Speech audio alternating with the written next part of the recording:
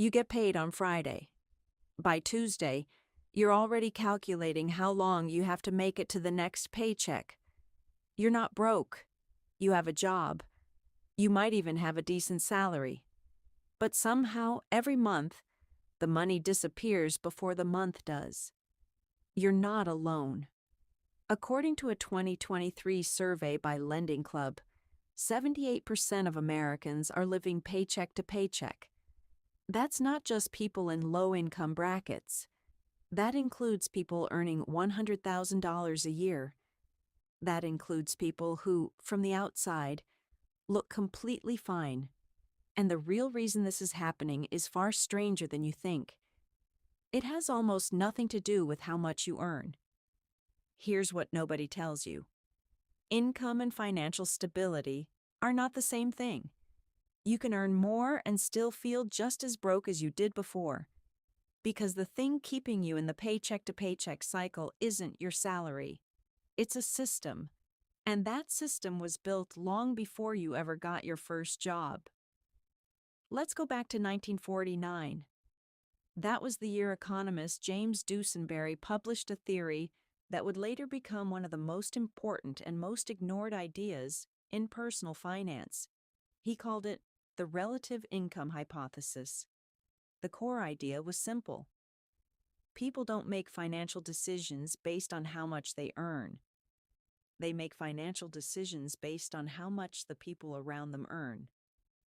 In other words, your spending isn't driven by your needs. It's driven by your comparisons. When your neighbor gets a new car, something shifts in your brain.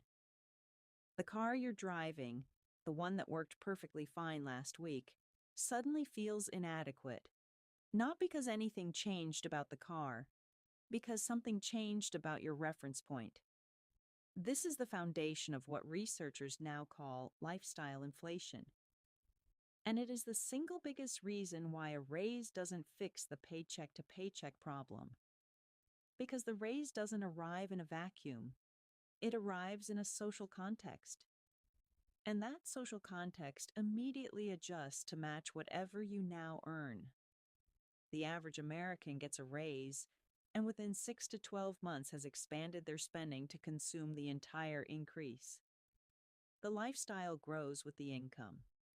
The gap between what comes in and what goes out stays exactly the same. Thomas Stanley and William Danko spent decades studying actual millionaires in America for their landmark research published in the Millionaire Next Door. What they found shocked most people.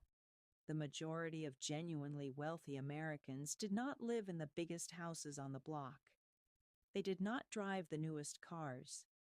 They lived in middle-class neighborhoods, drove ordinary vehicles, and spent significantly below their means, not because they couldn't afford more, but because they understood that visible spending and actual wealth are not the same thing. The people who looked rich were often not rich. The people who were rich often didn't look it. But here's the part that makes the paycheck-to-paycheck problem even harder to solve. It's not just about comparison with your neighbors.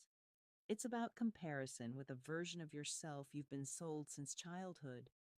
Every advertisement you've ever seen was built on a single psychological premise: that the life you have right now is not quite enough, that you are one purchase away from feeling better, looking better, being taken more seriously, being more comfortable, being more loved.